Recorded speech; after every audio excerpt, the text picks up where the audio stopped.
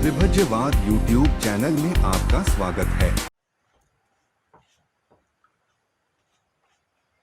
Welcome to विभज्यवाद। विभज्यवाद में सभी सत्पुरुषों का स्वागत है। आइए हम आज विशेष रूप से वीडियो बनाने जा रहे हैं। वो वीडियो का शीर्षक है स्त्री जन्म दुख एवं आरक्षा। स्त्री जाति का जो दुख है उसको यहाँ प्रकाशित किया गया है और उस प्रतियोगिता में हम पुरुष होने का हमारा क्या उसका संबंध है, ऐसा समझने का प्रयास करेंगे। तो देखिए, आज का जो वीडियो है स्त्री जन्म दुख एवं आरक्षा। तो हम संसार में देखें, ये जितना भी इंडिया में नहीं है, इंडिया में नहीं, अधिक तो पूरे यूनिवर्स टोटल्स में जो भी स्त्री जात है उसके लिए ये वीडियो बड़ा इम्पोर्टेंट है। दूसरी बात ये है, मनुष्य के लिए भी इसलिए इम्पोर्टेंट है क्योंकि मनुष्य जो प्रतियोगिता है, स्त्री की तुलना से मनुष्य की जो प्रतियोगिता है, वो मनुष्य स्त्री से उत्पन्न हुआ है। कोई भी स्त्री उसकी माँ हो सकती है, कोई भी स्त्री उसकी बहन हो सकती है, कोई भी स्त्री उसकी भाभी हो सकती है, कोई भी स्त्री उसकी पुत्री हो सकती है, कोई भी स्त्री उसकी बहन हो सकती है। इस प्रतियोगिता उनसे ज्यादा संबंध होने से ये वीडियो स्त्रियों को इतना महत्वपूर्ण है, स्त्री जाति को उतना पुरुषों को भी महत्व है। वो क्यों कि संसार में देखा जाए तो स्त्री भाव पुरुष भाव दिखाई देता है सब में। मेल फीमेल जो जात दिखाई देता है, जो भी लोग देखने वाला है, तो प्राणी मात्र में, जीव जीवाणु में, सभी में स्त्री भाव पुरुष भाव दिखाई देता है। पुरुष का लक्षण, स्त्री का लक्षण, पुरुष चित्त का बोलने का तरीका प्रभाव और स्त्री चित्त का बोलने का टोनिंग का प्रभाव, उसकी शारीरिक रचना में सब में दिखाई देता है। स्त्री भाव पुरुष भाव मेल फीमेल के बारे में दिखाई देता है। इससे प्राणी मात्रों से प्रतियोगिता में विशेष रूप से मनुष्य होने के नाते, हम जो संसार में जो मनुष्य होने के नाते स्त्री का एक बहुत बड़ा अहम हिस्सा होता है। वो क्यों कि संसार जो रूट चलता है, संसार में जितना भी सुख मानता है लोग, जो तृष्णामूलक सुख रस है, वो रस दो पहिए होने से ही मिल जाता है। जैसे स्त्री नहीं रही संसार में, स्त्री जात नहीं रही, तो बच्चे कौन बनाएगा, किसके ऊपर अनुगमन करेगा?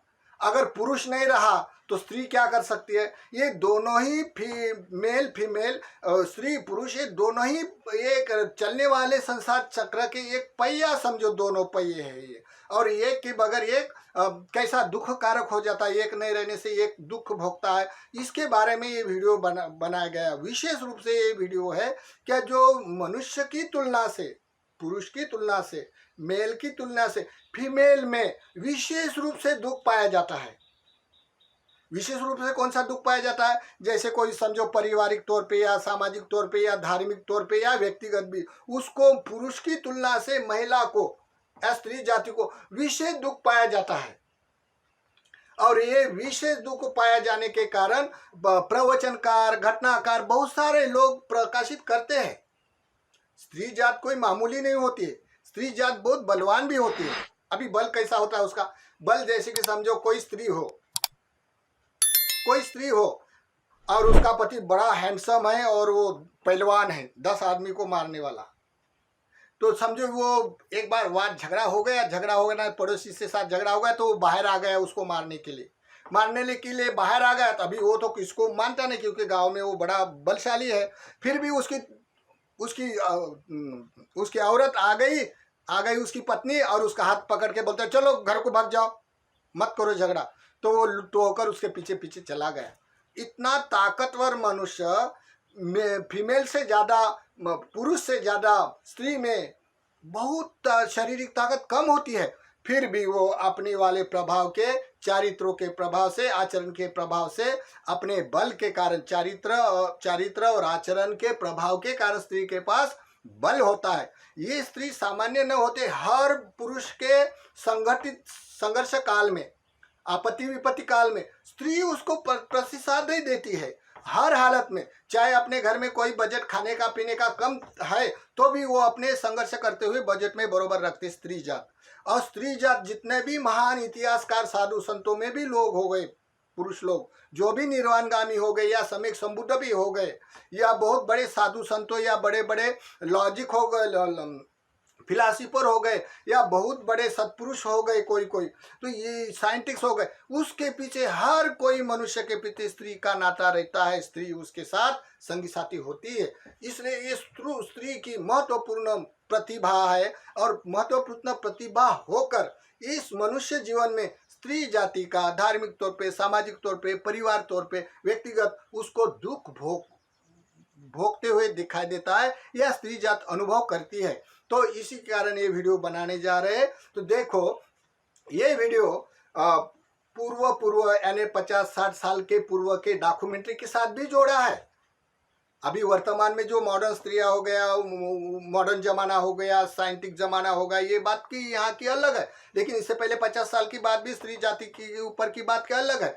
और विशेष रूप से ये इंडिया का वीडियो होने से विशेष रूप से ये स्त्री जात को अभी अस्तित्व में भारतीय संविधान से स्त्री जात को कैसे सुरक्षित रखा है या अन्य राष्ट्र के संविधान की तुलना से, वहाँ की स्त्री जाति की तुलना से इंडिया की तुलना कितने सुरक्षित होती है या इसका सुरक्षित होने का क्या राज है, ये बताने का प्रयास करेंगे। तो देखिए पहले स्त्री जाति का दुख क्या है ये पहले समझना है, फिर उसकी सुरक्षा बजट क्या होता है ये समझना है।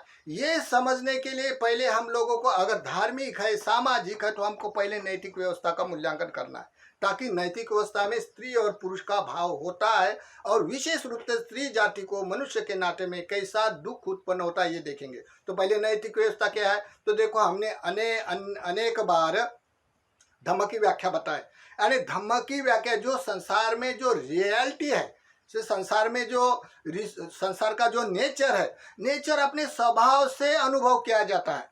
तो हम लोग ये पहले बताएंगे, बाद में उसके दृष्टि में विभाजित करके बताएंगे क्या नहीं कौन सी स्त्री हो। सभी स्त्री एक जैसा नहीं होता है, जैसे मनुष्य एक जैसा नहीं होता, स्त्री भी एक जैसा नहीं होता, स्वभाव चरण बदल हो जाता। लेकिन विशेष रूप से स्त्री को जितना दुख भोगा जाता उतना मनुष्य को दुख नहीं होता है। मनुष्य की तुलना से स्त्री को और संघर्ष और दुख भोगा जाता। ये नेचर से भी और सामाजिक पे और धार्मिक तौर पे भी बताया जाएगा। तो ये धार्मिक तौर पर बताना है तो पहले हमको नेचर को देखना है। नेचर क्या बोलता है, नेचर कैसे विभाजित होता है, स्त्री जाति एक समान नहीं होते, नेचर को बताएगा। बाद में दृष्टि विभिन्नता से जो जब सामाजिक बात आती है या धार्मिक बात आती है, संस्कार सभ्यता की बात आती है, तो किस दृष्टि के कारण किस में स्त्री जाति को विशेष रूप से मानता है या नहीं मानता है, ये समझाने का प्रयास करेंगे। तो पहले देखिए स्त्री जन्म दुख एवं आरक्षा के बारे में बताया जाएगा। तो मनुष्य का स्वभाव यानी नेचर, यहाँ कोई जातीयता के मनुपुली नहीं होती है जो कि हमारा धर्म, तुम्हारा धर्म, बौद्ध धर्म, इस्लाम धर्म, ये नहीं बोला जाता। नेचर यानी मनुष्य का स्वभाव यानी नेचर। तो इसको धम्म कहा जाता है और लोकत्व में धर्म कहा जाता है। तो धम्म का स्वभाव यानी अपना स्वभाव खुद क्या है, कुशला धम्म यानी अच्छे कर्म, पॉजिटिव कर्म। अकुशला धम्म यानी निगेटिव कर्म, और निगेटिव कर्म हमारा बुरा स्वभाव। अव्यकता धम्म यानी न्यूट्रल, मनुष्य कुछ न करने वाला, उसको हेतु नहीं होते तो न्यूट्रल, जैसे पॉजिटिव, निगेटिव, न्यूट्रल स्वभाव सभी मनुष्य में कॉमन होते हैं और जो भी कर्म करते हैं इस हेतु के कारण उसका भी परिणाम वेदना में समान तौर पर ही अनुभव करता है। जैसे ये पॉजिटिव है तो पॉजिटिव होने से उसमें अलोभ है, अद्वेष है, अमोह है। ये हेतु होने के कारण वो मनुष्य पुण्य कर्म करता, परोपकार करता है, सात्विक होता है मनुष्य। अकुशल कर्म निगेटिव होने से ये लोभ है, उसमें द्वेष है, मोह है, ये हेतु के कारण वो मनुष्य पाप कर्म करता है। ये हो गया, फिर वो तो कुछ नहीं करेगा, वो अव्याकृत है, न्यूट्रल है। फिर वो होने के बाद भी सामाजिक व्यवस्था, धार्मिक व्यवस्था में दृष्टि विभाजित करके जाता है। ये जो रियलिटी है या नेचर है उसको दृष्टि से विभाजित किया जाता। तो जो पुण्य कर्म करते हैं, जो पाप कर्म करने से व्यतिरिक्त जो पुण्य कर्म करने वाले दुनिया में लोग होते हैं, ये दृष्टि विभिन्नता से दो होते हैं। कौन से? ये लोकत्रिक दृष्टि होती है, लोकत्रिक धर्म और लौकिक धर्म। समझना है कि अगर लोकत्रिक धर्म कहा जाता है तो चित्त चैतसिक रूप निब्बान, ये जो साइंटिफिज्म है मानसिक, इसका प्रकाशित करते हुए मनुष्य का अस्तित्व बतला देता है या उसका अर्थ बता देता है। तो ये सभी खड़ा उतरता है साइंटिफिक ऊपर।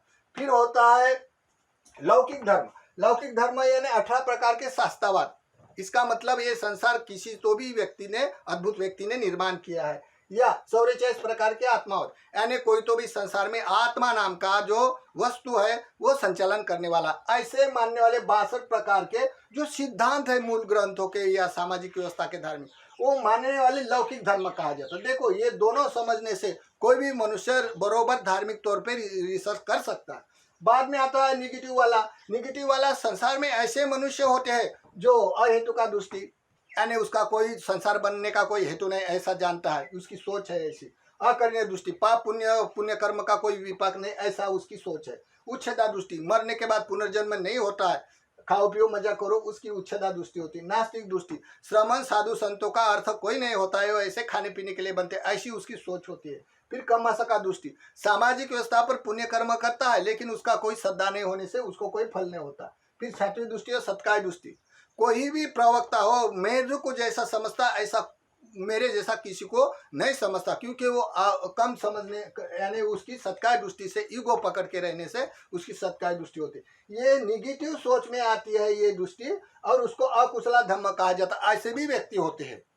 तो स्त्री जात का जो यहाँ व्याख्या किया जाएगी तो स्त्री जात ऐसे मतवादी भी होते हैं, स्त्री जात पुण्य कर्म करने वाले भी होते हैं। और जब धार्मिक और सामाजिक उसका शोषण आ जाता है तो दृष्टि विभिन्नता से देखना पड़ेगा हमको, तब हम बरोबर क्लियर रिसर्च कर सकेंगे। तो देखो इसमें स्त्री जाति का विशेष रूप से संविधानिक तौर पर, और भारत संतों का देश है, संतों को देश होने के बाद भी कैसे कैसे स्त्री जाति का स्वयं का दुख होता है उसके कोई हेल्प नहीं कर सकता ये बताने का, और कोई धार्मिक या सामाजिक पारिवारिक ऐसे दुख उसको स्वयं को भोगना पड़ता है। इसी कारण भारतीय संविधान उसके लिए क्या सुरक्षा करता है, और उसको सुरक्षा जो प्रदान किया है भारतीय स्त्री को, उसका प्रवक्ता कौन है, तो हम जरा समझाने का प्रयास करेंगे। तो देखिए, 1 नंबर, स्त्री जात ऋतुमती या ऋतुमती जैसे पीरियड्स की दुख वेदना। जब स्त्री जात ऋतुमती होती है मानसिक धर्म में, जैसे पीरियड्स आते हैं, तो उसका जो वेदना है दुख कारक वेदना, वो वेदना उसको ही स्वयं भोगना पड़ता है। उसका पति हो या उसका कोई माता पिता, कोई उसको सहायता नहीं कर सकता, वो उसका स्वयं का दुख है, वो ये नेचर है उसकी स्त्री जात का। हाँ, फिर पुत्र प्रसव की दुख वेदना। पुत्र प्रसव, क्योंकि मनुष्य की तुलना से देखो, मनुष्य तो प्रसव नहीं कर सकता है, पुत्र स्त्री करता है। और पीरियड आना, ऋतुमती होना मनुष्य तो नहीं होता है, स्त्री हो जाती। तो ऋतुमती होने की जो दुख वेदना है और पुत्र प्रसव करने की जो वेदना है, जब वो प्रसव करते समय उसको कोई प्रिय नहीं लगता है, ना पति प्रिय लगता है, ना माता पिता, ना सोना जेवर, कुछ प्रिय नहीं लगता। वो वैसे दुख के कारण चिल्लाती काटती है। क्यों?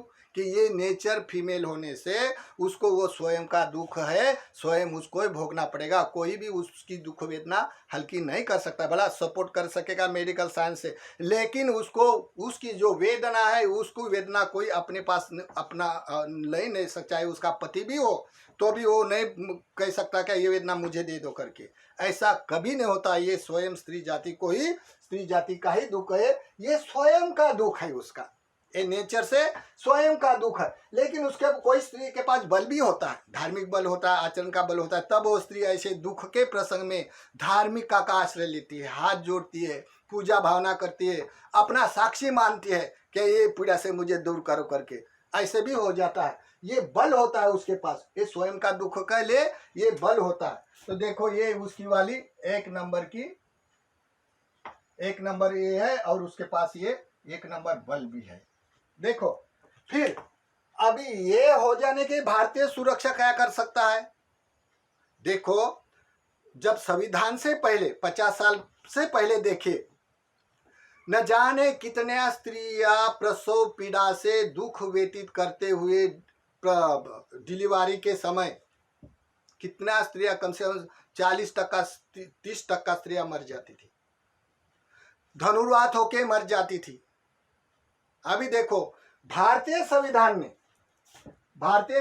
ने उसको जगह जगह, ग्रामों उपग्रामों भी उसकी प्रसव के लिए बड़े बड़े मेडिकल उत्पन्न किए हैं, उसके वाले नर्सिंग होम खोले हैं, और वहाँ अपनी अपनी सुविधा रखा है क्योंकि स्त्री जाति के सुरक्षा के लिए भारतीय संविधान। तब उसका परिवार, उसका न्यातेगण, उसका धार्मिक कोई भी उसको हेल्प नहीं कर सकता है।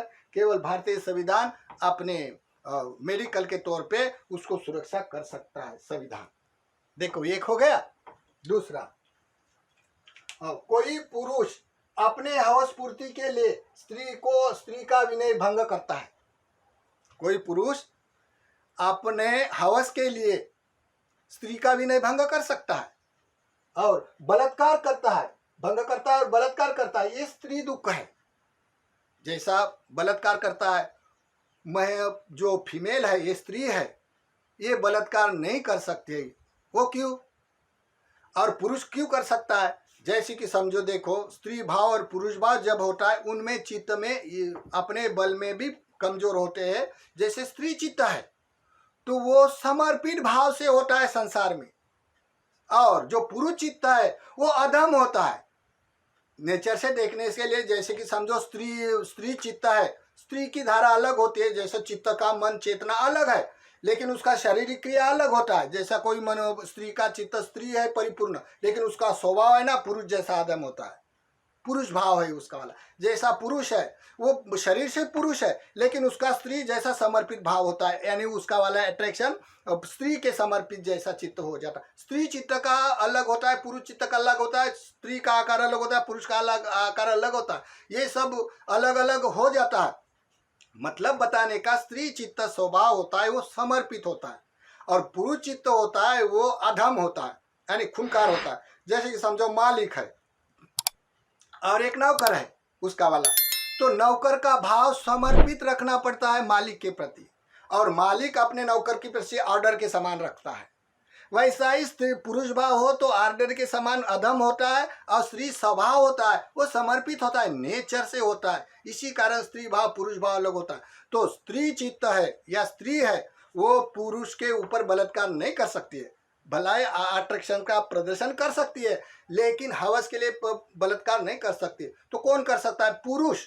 पुरुष अपने चालबाजी से फसौनुक करके कोई स्त्री को अभिनय भंग करके उसको गर्भवती बना सकता है, और गर्भवती बनाने के यानी प्रेगनेंसी बनाने के बाद भी बोलता है ये मेरा बच्चा नहीं, ये ऐसी है करके वो अपना वाला सामाजिक लेवल के लिए या अपमान के लिए वो छोड़ देता है। लेकिन वो स्त्री को जो क्रिया किया, उसका जो भी परिणाम हुआ है प्रेगनेंसी, वो उसको स्वयं दुख भोगना पड़ता है। वो कौन सा दुख है उसका वाला? ये पारिवारिक दुख है, सामाजिक दुख है। ये पारिवारिक दुख है, सामाजिक दुख है। परिवार, क्योंकि जो स्त्री का विनय भंग हो जाता है वो स्त्री को समाज स्वीकार नहीं करता है, परिवार स्वीकार नहीं करता है। भला कोई किसी का लड़का ना कोई लड़की को छेड़ दे तो परिवार वाले लोग इतना ज्यादा टेंशन नहीं लेता, लेकिन कोई स्त्री जात लड़की जात अगर देर से आ गई तो उसका जो परिवार का लोग ना पूरा घर अपनी छत पर ले लेता है। वो क्यों? कि स्त्री जात का स्वभाव के होने के कारण, कोई कोई नेचर से भी होता है, कोई कोई ऐसा होने से। जैसा कोई आदमी हो तो 2-3 औरत रख सकता है, लेकिन कोई एक औरत 2-3 मर्द पुरुष बना के एक साथ नहीं रख सकती है। अगर कोई समझो, आदमी के भी मन में कामना उत्पन्न होती है, वैसे स्त्री के भी मन में कामना उत्पन्न होती है। इतना है कि ये बताते नहीं। स्त्री के जात में जो पुरुष के प्रति कामना उत्पन्न हो सकते हैं, लेकिन अपने पति को नहीं बता सकती। वो क्यों? क्योंकि उसका शील का उल्लंघन होने से उसका पति घर को नहीं रख सकता है। भला पुरुष ने बता दिया तो पुरुष के लिए ऐसा कोई हकलपट्टी नहीं होती है, ये नेचर से होता है। इसी कारण स्त्री जाति पे होने वाला जो अन्याय होता है वो सहजता से समझने के कारण, अपनी बहन है, अपनी भगिनी है, ऐसा समझ कर लेने से कोई भी मनुष्य अपने में पाप करने के लिए असमर्थ होता है। स्त्री जाति की रक्षा कर सकता है। तो कोई भी स्त्री हो पुरुष हो, हवस की पूर्ति के लिए स्त्री का विनय भंग करवाता है या उसके साथ बलात्कार करके उसको पारिवारिक सामाजिक से अपमान, वो स्त्री दुख का पारिवारिक तौर पर जन्म भर उसको समाज स्वीकार नहीं करता है। ये दूषी लेकर के ऐसे बोलता है, जन्म भर उसकी लाइफ नहीं बनती है ऐसा, और समाज भी धार्मिक तौर पे उसको शीलवान नहीं समझता है। देखो ये हो गया स्त्री का दुख, थोड़ा करने से भी हो जाता। तीसरा, स्त्री जात जन्म के परांत माता पिता मर जाने से, जैसा छोटी बच्ची का जन्म हुआ लेकिन उसके माता पिता कोई कारण से मर गया तो ये लड़की जात है, समझो कोई लड़का हो तो कोई भी अपने पास गोद में ले लेता है, लेकिन स्त्री जात का बड़ा जहर की पूरी लगती है, वो लेने के लिए तैयार नहीं होती। कोई भी लोग नातेगन उसको पालने वाले होते, जिम्मेदार लोग, मामा काका चाचा पालते हैं, लेकिन वो जो लड़की है, ये लड़की को इतना समर्पण रखना पड़ता है, नौकर की तरह उसको काम करना पड़ता है, क्योंकि उसके माता पिता न होने से, और पूरा जीवन अपना वाला समर्पण से लगाना पड़ता, ताकि वो जो परिवार में रहता वह ठीक से रह सकती है। पुरुष लड़का जाता है खाएगा पिएगा खेलने को जाएगा, लेकिन लड़की ऐसी नहीं जा सकती है, क्योंकि वो बंधन में हो जाती है, क्योंकि उसके माता पिता नहीं है। तो देखो, किसी लड़की का जन्म होने के बाद भी माता पिता मर जाने से उसको स्वयं दुख भोगना पड़ता है जीवन भर। और दूसरा वो स्त्री जानकर गर्भ में भ्रूण हत्या करने का भी दुख होता है। जैसी स्त्री है, वो जन्म हुआ स्त्री जात का, गर्भ में है, तो लोग क्या करता है, लड़का चाहे लड़की नहीं चाहे तो लड़की का हत्या, भ्रूण हत्या करता है। ये स्त्री दुख है, देखो संसार में। हाँ, ऐसे भी लोग करता है ये भ्रूण हत्या।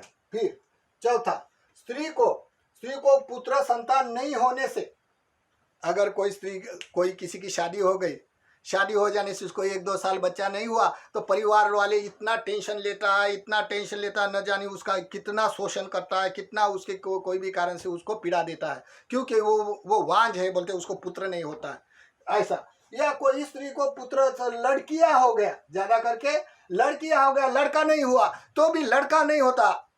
अभी लड़का होना तो जिम्मेदार पुरुष होता है, लड़की जा तो स्त्री भी उत्पन्न कर सकती, लड़का भी उत्पन्न कर सकता है, लड़का तो केवल मेल कर सकता है। तो ये पुरुष लड़का पैदा करने वाला जिम्मेदार होकर भी उसके ऊपर कोई बजट नहीं देते हैं लोग। स्त्री जाति कोई बोलता है कि स्त्री जाति बदनाम है, इसके कारण वो लड़का नहीं होता, तो स्त्री जाति का लड़की होने से, लड़का न होने से तब भी उसको, स्त्री को दुख देता है कौन, परिवार का। देखो, ये 2 नंबर वाला भी उसको सहायता नहीं करता, और ये पारिवारिक दुख होता है, ये सामाजिक दुख होता है। चौथा, तो संतान नहीं होने से चौथा,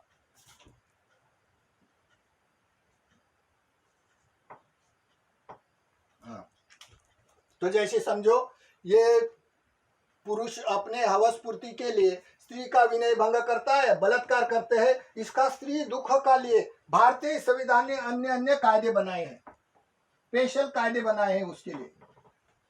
जो स्त्री के ऊपर हवस के पूर्ति के लिए विनय भंग करवा देता है या बलात्कार करता है, इसके लिए बहुत सारे बड़े बड़े कायदे बनवा ले, जिससे ज्यादा दंड दिया जाता है। और तीसरा, स्त्री जात का जन्म के परात माता पिता मर जाने से या स्त्री जाति जानकर गर्भ में भ्रूण हत्या करने से, उसके भी कायदे कानून रचे हैं। देखो, इस सामाजिक लेवल पे और धार्मिक लेवल भी संविधान में, हाँ, इसके लिए कायदे कानून रचे। अभी चौथा नंबर, स्त्री को पुत्र संतान नहीं होने से, स्त्री जाति को छोड़कर लड़का न होने से, लड़कियां होता है लड़का नहीं होता है, तो भी उसको सामाजिक तौर पे, परिवार तौर पे और सामाजिक तौर पे उसका वाला किया जाता है, उसका शोषण किया जाता है, उसको छेड़ा जाता है, बदनाम किया जाता है, सोसाइटी वाले लोग उसको अच्छा नहीं समझता। देखो, ये स्त्री जाति का स्पेशल दुख है। फिर 5वां नंबर का, अकारण डिवोर्स देने से एवं बच्चे उत्पन्न करके अकाल से पति मर जाने से स्त्री दुख होता है। अभी देखो, कोई धार्मिक क्षेत्र में भी ऐसे बजट है, धार्मिक क्षेत्र में भी, लौकिक क्षेत्र में देखो ऐसे बजट है, उसको डिवाइस बोलने से भी हो गया डिवाइस। जैसे पति पत्नी के नाते में कभी कभी वाद विवाद झगड़ा हो जाता है, इसके लिए अपनी वो पत्नी अपनी मायका हो तो मायके में चली जाएगी, या 2 दिन में उसका गुस्सा ठंडा हो जाता है, इसका भी अवसर नहीं दिया जाता है। जैसे भारत में कोई भी कानून कायदे 2-2, 3-3 साल चलता है, लेकिन कोई देश के कायदे कानून वैसे के वैसे तब का तभी फट से कर देता है, तो कोई जिसके ऊपर अन्याय हो जाता है उसके लिए कोई अवसर नहीं होता। तो जैसा स्त्री जाति के लिए, जैसे कि समझो अकारण डिवोर्स देने से, कोई लोग को दहेज न देने के कारण, कोई समझो जैसा पति का घर सात्विक यानी कल्चर में सब पुण्य कर्म वाला नहीं होने के कारण, या कभी बहुत सारे ऐसे कारण होते हैं, तो वो कारण से डिवोर्स दे देता है, तो ये पत्नी बदनाम हो जाती है। क्या उसकी शादी हो गई, उसकी शादी हो गई ना, तो फिर उसकी शादी होने से डबल उसको कोई भी हल्का दर्जे का लड़का उसको नियुक्त तो करेगा, अच्छा नहीं करेगा, क्योंकि उसकी पहले शादी हो गई, ऐसा समाज स्वीकार करता है। लेकिन वो नेकी के साथ भी रही तो भी कोई कुंवारा लड़का ये लड़की की शादी होने वाली को नहीं स्वीकार करता है, क्योंकि ये स्त्री होने का जो दुख पाया जाता है, फिर डिवाइस होने से, फिर बच्चे उत्पन्न करके पति अकाल से मर जाने से, जैसे कोई काल में 2-3 पुत्र हो जाते, शादीशुदा हो जाने से पुत्र हो जाते, पुत्र हो जाने के बाद क्या होता है, पति उसको मर जाता है। अगर समझो उसकी माँ होते, परिवार होते, ये रोते बिलखते, सबसे ज्यादा दुख किसको होता है, तो औरत को होता है, इसकी जो पत्नी है उसको होता है। क्यों कि 2-4 बच्चे का पालने का, उसका भविष्य बनाने का पूरा पानी फेर गया और पूरा जीवन उसको किसी ना सहारे अपने छाती पर फट्टर रखकर जीवन बिताना पड़ता, पारिवारिक सामाजिक मर्यादा से जीवन बिताना पड़ता है। ये बड़ा दुख कारक होता है। जिसका पति अपने जवानी में उसका बाल बच्चे होते मर जाता है, ये पत्नी बेचारी बकरी की तरह हो जाता है। जैसी बकरी होती है ना, काटने वाला कोई भी आदमी ऐसा बकरी पकड़ कर ले जाता, बकरी कुछ नहीं कर सकती है, गरीब बन जाते। वैसा ही स्त्री जाति का जब पति, जो कमाता पति हो, जिसका आधार बिंब होता है, वो अगर कोई कारण से मर गया तो ये पत्नी बेचारी बकरी जैसी गरीब हो जाती है, पूरा भविष्य इसका बिगड़ जाता है। तो स्त्री जाति का डिवोर्स देने पर या बच्चे करके उत्पन्न करके उसका पति मर जाने पे बहुत सारा उसका दुख का पहाड़ उसके ऊपर बरसता है, वही जानता है। ये स्पेशल आदमी अगर कोई स्त्री मर जाए तो उसका कोई ज्यादा ये नहीं होता टेंशन, वो दूसरे दिन करवा लेता है, या अपने बाल बच्चे को कोई ना कोई पर्याय कर से वो संभाल लेता। लेकिन स्त्री जाति को ये बच्चे छोड़कर नहीं जा सकती है। देखो इसके डॉक्यूमेंट्री के साथ न जाने भारत में कितने कितने ऐसे फिल्में बनाए उस स्त्री जाति के ऊपर। जैसे मदर इंडिया, देखो मदर इंडिया फिल्म बनाया, सिल्वर गोल्डन जुबली हो गया, जैसा कितना उसको पारितोषिक मिला, देखो। और ये राम तेरी गंगा मैली, और भी राजकुमार के स्त्री जाति के ऊपर ज़्यादा करके फिल्में निर्माण किया। तो देखो इसका स्त्री जाति का किस हालत में कैसे उसका वाला शोषण हो जाता है करके, स्त्री का दुख है। तो देखो भारतीय संविधान इस वस्तु स्थिति के लिए कायदे बनाए हैं। ये परिवार उसको कुछ नहीं कर सकता है, या डिवाइस देने के बाद और बच्चा पैदा करने के बाद पति मर जाता है तो धार्मिक तौर पे उसको रक्षा दिया जाता है। 5 धार्मिक तौर पर उसके रक्षा दिया जाता है, कोई ना कोई आरक्षण दिया जाता है। जिसका पति मर जाता है, बाल बच्चों को लिखाई पढ़ाने के लिए आरक्षण किया जाता है। ठीक। 6वां स्त्री बाल विधवा होने पर एवं उम्र में पति मर जाने से विधवा संस्कार से अपमान स्त्री दुख है। देखो 50 साल पहले अभी भी लोग कोई भी संप्रदाय में, पंथ संप्रदाय में, जैसे कोई भी ग्रंथों पुराने में जैसे कोई अभी भी छोटी बचपना में शादी करवाते हैं लोग। शादी करने के बाद अगर ये तो नादान लड़की है, अगर उसका पति उस समय मेरा तो उसका क्या कसूर होता है, फिर भी उसको ऐसा लोग शोषण करता है। ये बाल अवस्था में उसके वाले बाल काटवा कर उसको सफ़ेद कपड़े पहनाते, उसको अमनुष्य करके बोलता है, उसको खाने का कम देता है, उसको नौकर की तरह उसको उसके साथ पेश आता है। ये कितना महाभयंकर दुख होता है। लेकिन वो क्योंकि ये धार्मिक संस्कारों के कारण। कौन से धार्मिक संस्कार सिखाता है, तो ये जो शास्त्रवादी है 62 प्रकार लौकिक धर्म के बजट के ग्रंथ पुराण में स्त्री जाति का वैल्यूएशन नहीं देता है। वो क्यों कि वो जो जितने भी लौकिक धर्म के जो बजट है ये पुरुष प्रधान है, और लोकोत्तर धर्म में यहाँ लिंग भेद नहीं है, यहाँ लिंग भेद है। ये लौकिक धर्म में लिंग भेद है, लोकोत्तरी धर्म में लिंग भेद नहीं है। स्त्री जाति के ऊपर कोई अन्याय नहीं किया जाता, समानता होती है। देखो हम लोग तत्व ज्ञान के तौर पर बड़ा वंचित होने से एकदम डिसीजन ले लेता है, कुछ भी कोई धार्मिक लोगों को बोल देता है। मूल को देखो, मूल सिद्धांत क्या बोलता है। तो देखो ये लौकिक धर्म के बजट में ऐसे स्त्री पुरुष प्रधान होने से स्त्री जाति के ऊपर इतना अन्याय हो जाता है।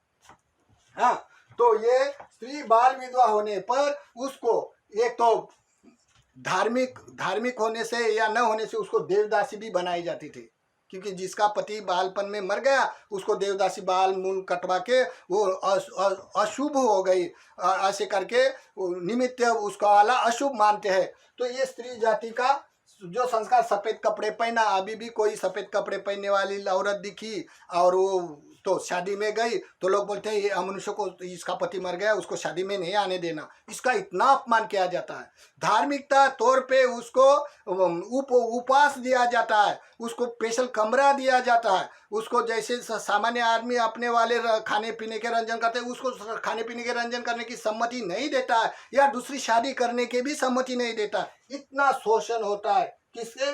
बाल स्त्री विधवा होने पर, अगर उम्र में पति मर जाने के विधवा संस्कारों से अपमान स्त्री का दुख, स्पेशल दुख होता है इस संसार में। किस तौर पर होता है? एक धार्मिक तौर पर होता है।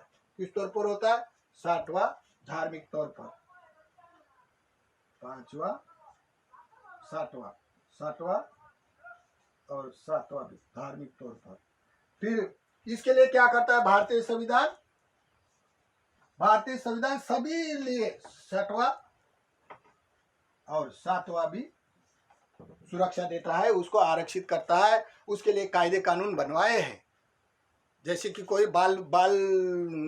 जैसे बालपन में शादी करना कायदा है भारतीय संविधान, वो कायदा जैसे समझो लोकत्री धर्म में अगर कोई साधु सन्यासी होने जाने की स्त्री है तो उसका 20 साल का होना चाहिए। अगर 20 साल के कम को स्त्री को स्वीकार नहीं करता है, वही कायदा भारतीय संविधान में रचा है। 18 साल के ऊपर कोई स्त्री उपरांत हो गई, शानी हो गई, वो अपना डिसीजन ले सकती है। इसके बगैर उसको बाल स्त्री को शादी करना, उसका कायदा बनवाया है भारतीय संविधान में। उसके लिए क्यों? और वहाँ धर्मनिरपेक्ष लगा है, क्योंकि तुम्हारे धर्म ग्रंथों में जो सिद्धांत होते हैं, ये सिद्धांत पूरी तरह स्त्री जाति की सुरक्षा नहीं कर सकता है। वाद विवाद झगड़ा करने का कोई मतलब नहीं होता। मूल सिद्धांत को पकड़ो, आप इंसान हो, इंसान के तौर पर देखो। धर्म ग्रंथ हमारे भावनिक तौर पर है, सामाजिक तौर पर है, पूजा वंदना भावना करने के लिए, मनुष्य का उत्थान करने के लिए भी होता है। लेकिन आप मनुष्य होकर मनुष्य कपट का छलछान रचेगा और हमारे ग्रंथ में ऐसा ही बोलेगा, तो कोई भी सत्पुरुष ऐसे नहीं बोल सकता है। जो भी सत्पुरुष पहुंचे हुए हैं, जो भी मुख्य रूप से सत्पुरुष हुए संसार को, ये अनुकंपा करने वाले होते। मनुष्य अपना भेदभाव करके कुछ भी रचना देता है, बता देते हैं, और इसी कारण लोग ऐसे चलता है, तो ऐसी समाज के एक रीति रिवाज गिरता है। तो देखो ये कितना भयानक दुख होता है। स्त्री जात को बाल विधवा होने पर उसको अपमान किया जाता है, और जिसका पति मर गया उसको विधवा कह के उसको असंस्कार का अपमान किया जाता है। स्त्री जाति का दुख होता है। फिर 7वां, पुरुष की तुलना से सभी क्षेत्रों में समान भाग न देने का दुख, और मुख्य रूप से धार्मिक स्थानों में जाने की सम्मति नहीं देने का स्त्री दुख। ये जो मुख्य धार्मिक स्थानों पे जाने की सम्मति स्त्री को नहीं दिया जाता है, तो ये मुख्य धार्मिक स्थानों में जाने की सम्मति नहीं देता है, ये स्त्री दुख है। और सभी क्षेत्रों में स्त्री को भाग नहीं देने का, मनुष्य की तुलना से स्त्री को भाग नहीं देने का भी दुख स्त्री को दुख होता है। तो ये कैसा दुख का होता है? ये इसमें जैसे कि समझो संविधान से पहले भारत में भी कितने मंदिरों में भी शूद्र एवं स्त्री को परमिशन जाने का परमिशन नहीं था, सम्मति नहीं थी। संविधान के बाद घटना के तौर पर स्त्री को और सभी हीन बोलने वाले समाज को भी सभी मंदिरों का दरवाजा ओपन हो गए। इसके लिए बहुत सारे घटनाएं डॉक्यूमेंट्री है। तो अभी भी और भी कोई स्थानों में, धार्मिक स्थानों में अभी भी स्त्री को जाने की सम्मति नहीं है। हम बोलता है हम भी एक संत है, जो भी संतों के स्थान है, स्थान तो संतों के होते, जो भी संतों के स्थान है वो संत आसमान से तो नहीं टपका होगा, कोई ना कोई स्त्री से उत्पन्न हुआ होगा। स्त्री से उत्पन्न होने की उसकी स्त्री जो माता बनने वाली एक्स्ट्रा तो दुनिया से अलग नहीं होती है, सबके बच्चे होते, वैसे उसको भी बच्चे हुए होंगे। वैसा भी ये मुख्य रूप से जो संत उत्पन्न हुए ये सामान्य तौर पर नहीं होते, क्योंकि गर्भ में वो भी 9 महीने रहा होगा और वो भी गंदगी में रहा होगा। जैसे 9 महीने गंदगी में पलता है बच्चा, सभी बच्चे पलते हैं जन्म लेने वाले, वो भी पला होगा। इतने गंदगी में रहने के बाद उस माता का कितना उपकार मानना चाहिए। दुनिया में आके इतना सत्पुरुष होके भी इतने सारा उपलब्धि पा लेता है और मुक्ति पा लेता है। इतना मुख्य होने के बाद वो माता का परिहास क्यों कर सकेगा?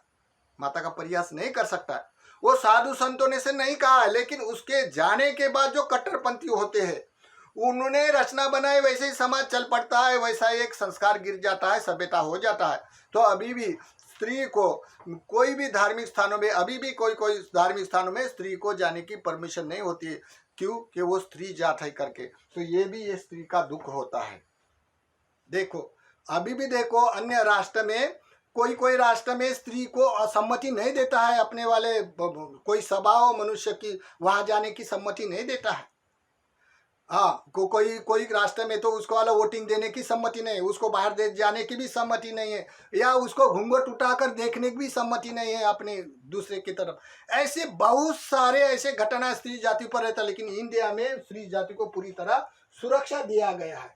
क्यों? कि स्त्री जाति को समान हक दिया है। जैसे कि समझो उपासना के लिए या राजकारण क्षेत्र के लिए, देखो हमारे राजकारण में देखो प्रतिभा पाटिल, बड़ी बड़ी चावला साइंटिस्ट, या बड़े बड़े कितने विद्वान पंडित अभी भी IAS ऑफिस स्त्रियां हो गया, क्योंकि भारतीय संविधान का कायदा है ऐसा, स्त्री जाति को समानता देना, जैसा सभी के लिए स्वतंत्रता, न्याय, बंधु भाव और समता, ये चार भागों में जैसे पुरुष को प्रदान करता है वैसा स्त्री को भी प्रदान करने से आज के जमाने में देखो पुरुष से भी ज्यादा आगे बढ़ गई स्त्री। किस कारण? भारतीय संविधान के कारण। तो देखे तो पुरुष की तुलना से स्त्री को समान भाग नहीं देता है। ये कौन बोलता है? धार्मिक ग्रंथ बोलता है। ये कौन बोलता है? ये 7वां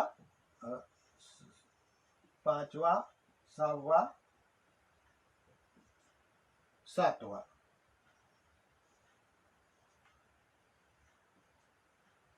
सामाजिक तौर भी और 7वां भी, ये इसमें पारिवारिक सामाजिक लोग शोषण करते हैं उसके मानते हैं, क्योंकि कोई ना कोई धर्म सिद्धांतों पर खड़ा रहता है, और वो धर्म सिद्धांत पर खड़ा रहने से उसको वो उसके संस्कार होने से वैसे मानना पड़ता है।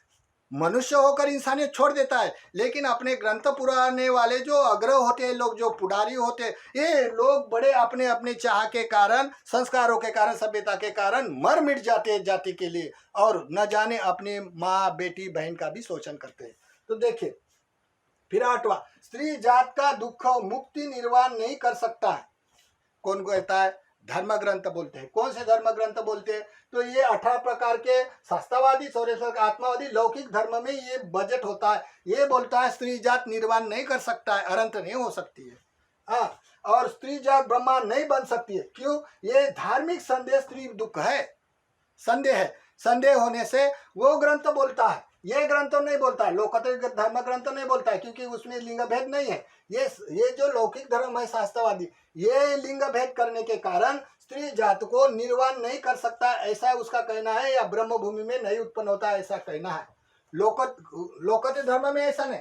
लोकोत्तर धर्म में कोई स्त्री हो तो भी वो, अभी देखो आज के जमाने भी देखो, ज्यादा से ज्यादा मंदिर विहारों में पूजा वंदना भावना करने में लोग, पुरुष लोग ज्यादा दिखता है क्या स्त्री लोग ज्यादा होता है? स्त्री लोग। अगर स्त्री लोग जाने के बाद भी इतना पुण्य कर्म करने, दान धर्म में, सभी विहारों की सेवा चक्र में स्त्री जाता होती, और ज्यादा होने के बाद वो अर्थों को नहीं प्राप्त कर सकती, तो क्या मतलब है उसकी संसार की रचना का? उसको क्या करेगा? काय को भक्ति करेगा? देखो, तो ये स्त्री जात पर अन्याय नहीं हो सकता है। तो ये लौकिक धर्म में बोला जाता है स्त्री जात निर्वाण नहीं कर सकती, अनंत नहीं हो सकती। लोकोत्तरी में स्त्री जात भी अनंत हो जाती है। लौकिक में स्त्री चित्त है, ये ब्रह्मा नहीं बन सकता। भला स्त्री चित्त नहीं बन सकता, लेकिन स्त्री अपना चित्त परिवर्तन करके पुरुष भाव से ब्रह्म कायिक में उत्पन्न हो जाती है। तो क्योंकि स्त्री चित्त पुरुष चित्त हमेशा परिवर्तन हो जाता है। जैसा शरीर एक होता है और शरीर का जो अट्रैक्शन हो जाता है पुरुष भाव का, या शरीर एक होता है, शरीर का अपना मानसिक अट्रैक्शन स्त्री स्वभाव का होता है। पुरुष हो तो उसका स्त्री स्वभाव का होता है, स्त्री हो तो उसका पुरुष का स्वभाव होता है, यानी चित्त परिवर्तनशील होता है। तो कोई भी स्त्री अपना पुरुष भाव करके रूप काल में ब्रह्मा में उत्पन्न हो सकती है, और स्त्री भी अनंत हो सकती। कौन बोलता है? लोकोत्तर धर्म का सिद्धांत है। लौकिक धर्म में स्त्री जाति को सम्मति नहीं दिया जाता है, या स्त्री जात निर्वाण नहीं कर सकते, ऐसा उसका मन होता है। तो ये सामाजिक तौर पर भी उसका शोषण होता है, और परिवार तौर पर भी लोग मानते, क्योंकि समाज और परिवार ये दोनों के दोनों सिद्धांत होते हैं ना, ये कोई ना कोई सभ्यता पे टिके होते हैं, मूल सिद्धांतों पे टिके होते हैं। कोई भी आदमी समाज का होता है या परिवार का होता है, और परिवार समाज कोई ना कोई मूल ग्रंथों के सभ्यता पे निर्भर करता है, तभी उसकी सामाजिक और पारिवारिक व्यवस्था हो जाती है। ऐसा कोई आदमी आसमान पे पड़ के जंगल में रहता, ऐसा नहीं होता है। सामाजिक व्यवस्था से मनुष्य उत्पन्न हो जाता है। तो ये 8वां नंबर है। इसमें ये लोकोत्तर धर्म में लिंग भेद नहीं, यहाँ लिंग भेद होने से स्त्री जाति का दुख हो जाता है। तो देखो ये 8 से अभी देखो स्त्री जाति का स्वयं का दुख और पारिवारिक दुख, धार्मिक दुख में सब लोग इस स्त्री जाति का दुख होने का जो दुख का निवारण करता है, तो संविधान के तौर पर भारतीय संविधान स्त्री जाति को इतना आरक्षण देकर उसको इतना सपोर्ट किया है। तो आज देखो जो भी स्त्री, अभी समझो संविधान को 50 साल के ऊपर हो गया, तो देखो हमारे भारतीय स्त्री जात कितने आगे है और कितने पीछे है। न जाने मनुष्य नहीं कर सकता है, फीमेल नहीं कर सकता, इस इतनी जगह फीमेल ने कर दिया। आयसर ऑफिसर न जाने हर क्षेत्र में स्त्री जात, यहाँ तक कि रिक्शा चलाने वाली भी स्त्री हो गई, होटल चलाने वाली स्त्री हो गए, न जाने हर क्षेत्र में स्त्री जात अपने वाले बल पर प्रभुत्व होकर अपने में गुजारा। चाहे पति अभी बेवड़ा दारूडा है तो भी स्त्री जात संघर्ष करके अपना परिवार चला रही है। या कोई आयसर ऑफिसर हो गए, जैसे कि समझो राष्ट्रपति, साइंटिस्ट, न जाने स्त्री जात कितना आगे बढ़ गया।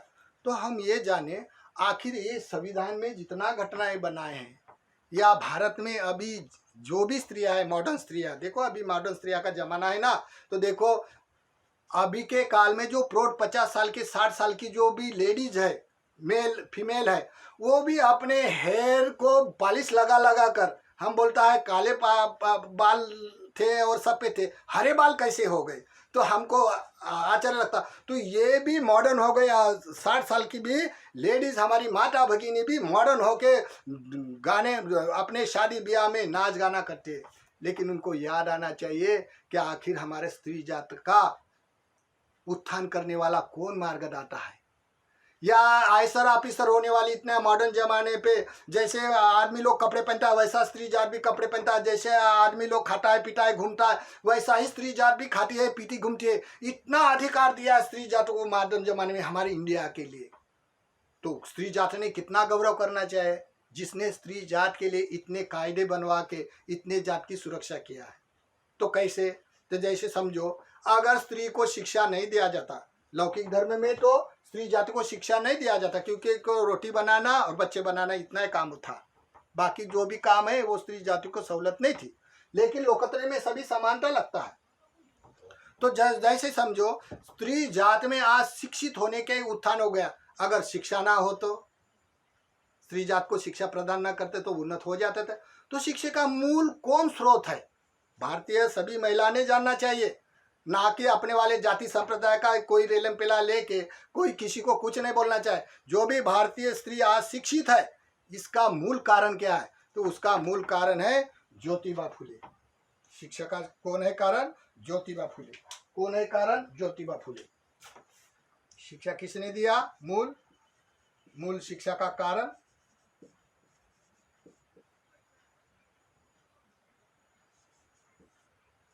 मूल स्रोत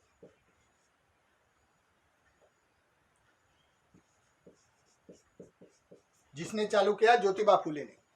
ज्योतिबा फुले उसकी पत्नी सावित्रीबाई फुले।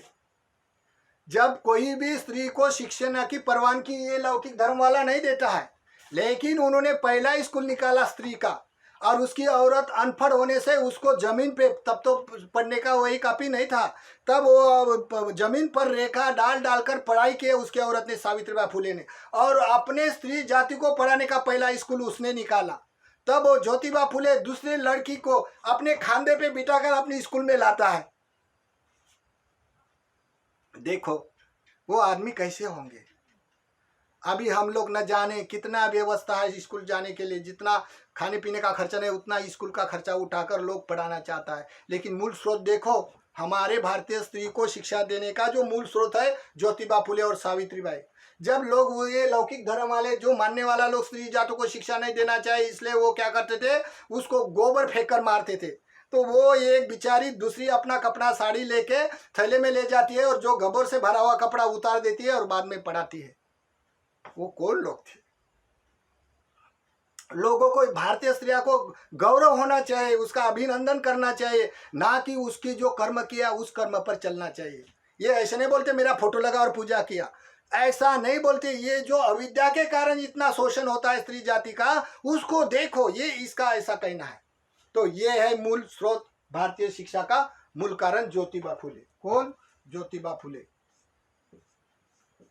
ज्योतिबा फुले और उसकी औरत सावित्रीबाई फुले।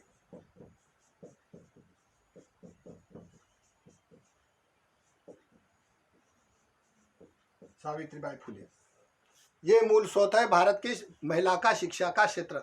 बाद में तो देखा देखी सब लोग करते हैं, और सबसे पहले कौन स्त्रियां पढ़ाए? जिस धर्म क्षेत्र में स्त्री का विरोध करते हैं वही कास्ट के, वही मान्यता वाले ज्यादा स्त्रियां पढ़ गया। जैसे कि समझो कोई काल में, जैसा भारत का संविधान से पहले जाति वर्ण के कारण न जाने कितने गरीबों के जो शूद्र समझकर स्त्रियों का शोषण होता था। जो सुवर्णकार लोग होते, उच्च कोटि की जाति के लोग, इसका तो कोई कायदा नहीं था, तो क्या करते थे? स्त्री जाति का, जो नीच जाति के जो देखने में सुंदर होते हैं स्त्रियां, तो उसके ऊपर लड़के लोग बलात्कार करके उसको प्रेगनेंसी करता था। तब वो ज्योतिबा फुले अपने घरों पर बोर्ड लगाया था उसको अबॉर्शन करने के लिए। देखो अभी तो भारतीय संविधान के कारण न जाने लड़की के लिए कितना अवसर दिया जाता है, लेकिन तब काल में उसने, ज्योतिबा फुले ने अपने घर पर बोर्ड लगा दिया था अबॉर्शन करने के, और कितने स्त्रियों को जो प्रेगनेंसी से बचाकर अपने घर में आके डिलीवरी किया। आप हिस्ट्री देखो, ये कौन लोग थे?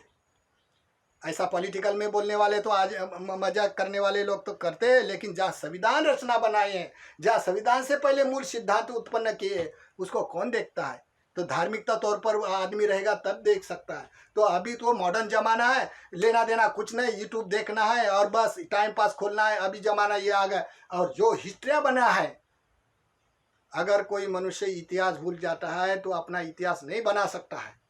ये भारत का इतिहास है स्त्री जाति का। ये स्त्री जाति ने जरूर सुनना चाहिए, समझना चाहिए, उनके प्रति कृतज्ञता व्यक्त करना नहीं चाहिए। कमी कमी जो जिस कारण से शोषण होता है उसको तो देखना चाहिए।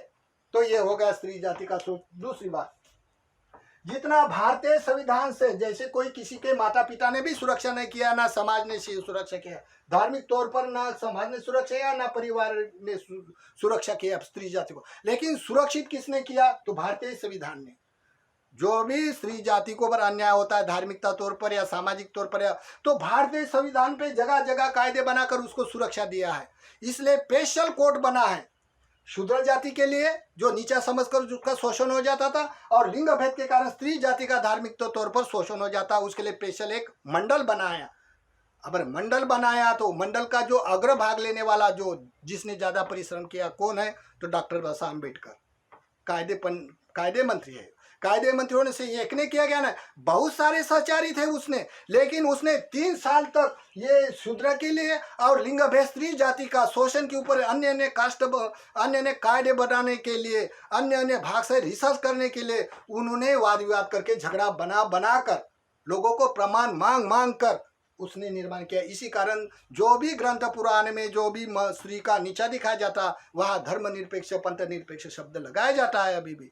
इसी कारण वो कायदे मंत्री डॉक्टर बाबा साहब अम्बेडकर ने ज्यादा करके ये मूल सोच है, डॉक्टर बाबा साहब अम्बेडकर।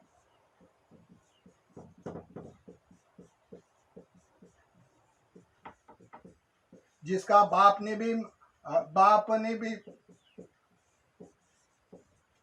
जिसके बाप ने, माता पिता ने, समाज ने भी सुरक्षा नहीं किया, लेकिन कायदे से डॉक्टर बाबा साहब अम्बेडकर का मन कैसा होगा? वो कैसे लोग होंगे? जा सभी, जिसकी कोई पुत्री नहीं, माता नहीं, फिर भी सभी स्त्री जाति का उत्थान करने के लिए बाबा साहब ने, एक ने नहीं, उनके सहचारी है, लेकिन ज्यादा करके उसका ज्यादा परिश्रम है स्त्री जाति और शूद्र के लिए कायदे बनाने के लिए। बाकी लौकिक धर्म वाला का खंडन हो जाने के रोज झगड़ा हो जाता था, लेकिन वो कायदा प्रमाण मांगता है उत्थान करने के लिए। तो हम ये समझता है स्त्री जाति का दुख बताया है और नैतिक व्यवस्था का नेचर क्या बोलता है ये भी बताया है। तो हम लोग ये समझे, क्या कोई भी स्त्री हो इस टाइप का जो शोषण हो जाता है, कोई भी देश की हो, वो हमारी माता होगी, हमारी भगिनी होगी, हमारी पत्नी होगी, हमारी पुत्री होगी। स्त्री से नाता हमारे से होता है। होने के बाद भी अगर मनुष्य है और मनुष्य होने के बाद भी अपने वाले माता भगिनी को पीड़ा देता है, कोई भी धार्मिक तौर पर या पारिवारिक तौर पर पीड़ा देता है, तो क्या पुण्य हो सकता है? ये आदमी का पुरुषार्थ तो हो सकता है। तो इसी हालत से देखकर ये समझने के लिए वीडियो बनाया है। दूसरी बात, कोई आदमी हमारे ऊपर प्रश्न कर सकता है, बनते आप लोग तो सब स्त्री का बताया देता, लेकिन आज का मॉडर्न जमाने में स्त्रियां आदमी को कितना परेशान करती मालूम है? तो हम तो नेचर बताया, देखो, ये कुशल धर्म करने वाले का स्त्रिया के ऊपर होता है, जो अकुशल कर्म करने वाले भी स्त्रिया होता है दुनिया में। अकुशल, इसके पास पुण्य का बल नहीं होता, लेकिन पुण्य का बल नहीं होने से वैसे जो 6 प्रकार के मतवादी लोग, निगेटिव सोच वाले भी स्त्रिया होता है। तो कोई कोई स्त्रियाँ अपनी पुरुष के लिए वैरी जैसी हो जाती, दुश्मन जैसी हो जाती, भगिनी जैसी हो जाती, अपना अपना वाला चेहरा स्वभाव होता है। स्त्री जात जैसा यहाँ पुण्य कर्म का बल होता है, तो कोई स्त्री में भी शस्त्र, स्त्री के शस्त्र भी होते हैं। तो आप बोलेंगे शस्त्र कैसे होते स्त्री के शस्त्र ऐसे होते हैं, जैसे अगर उसके मन जैसा नहीं हुआ तो वो सब्जी में ज़्यादा नमक या तीखा डाल देती है, क्योंकि वो पसंद नहीं है उसको बाकी का व्यवहार, बाकी की चर्या स्वभाव पटता नहीं उसको, इसी कारण ऐसी करती है। या स्त्री जाति को पसंद नहीं आया घर का स्वभाव या कोई किसी का, तो बर्तन गिरा देती है, ये उसका शस्त्र होता है। या कभी कभी स्त्री जाति को पसंद नहीं तो कपड़े धोने का है तो जैसा ज़्यादा पटक पटक कर धो देते, ये स्त्री जाति के शस्त्र होता है। चौथा एक बड़ा शस्त्र होता है, जैसे कभी कभी वो मर्द को बोलते मर्द चिढ़ जाते डंडा उठाना, डंडा उठाने के बाद मारने से पहले चिल्लाती है मर गई हो।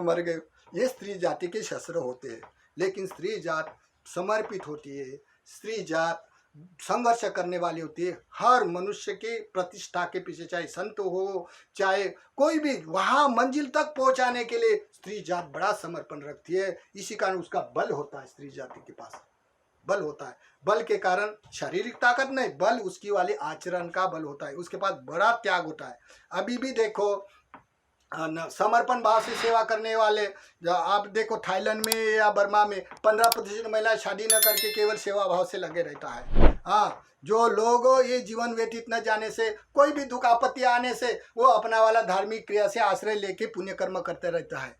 जो कोई लोग पॉजिटिव निगेटिव सोच वाला कोई लोग होता है, ये लोग तो बदनाम हो गए दिखाई देता है, चाहे हमारी माता पिता कोई भगिनी हो जाती, लेकिन कोई भी मनुष्य हो, कोई भी मेल फीमेल हो, संगति का परिणाम होता है। इसी कारण हम लोग, अगर कोई हमारी माता भगिनी या अपनी लड़की कोई भी कारण से ऐसे कर्म करे या निगेटिव कर्म करे, तो हम लोग उसको सुधारने का अवसर देता है। वैसा है संसार में अपने माता भगिनी की तरफ, सभी स्त्रियां की तरफ देखने से पुण्य होगा, पुरुषार्थ होगा मनुष्य का। इसलिए ये स्त्री जात का जो स्वयं का दुख है, पारिवारिक दुख है, धार्मिक दुख है, ये सब बताने का प्रयास किया है। भवतु सर्वमंगलम, भवतु सर्वमंगलम।